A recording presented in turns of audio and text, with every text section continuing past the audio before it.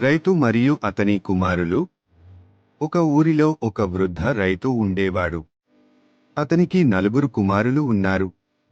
కానీ వాళ్ళు ఎప్పుడూ ఒకరితో ఒకరు గొడవ పడుతూ ఉండేవారు.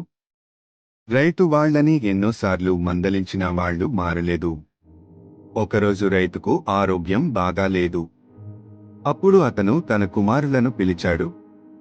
వాళ్లకు ఒక కట్టెలు మోపు చూపించి, దీన్ని విరచగలరా అని అడిగాడు.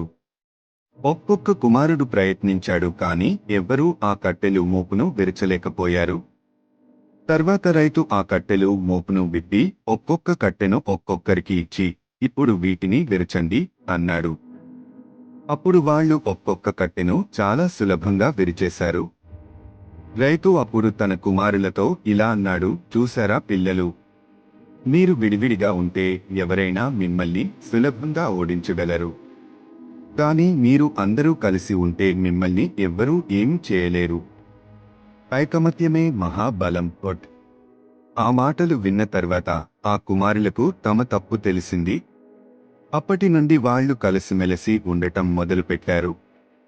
నీతి: ఐకమత్యంగా ఉంటే ఎలాంటి కష్టాన్నైనా ఎదుర్కోవచ్చు. కలిసి ఉండటంలోనే నిజమైన బలం ఉంది.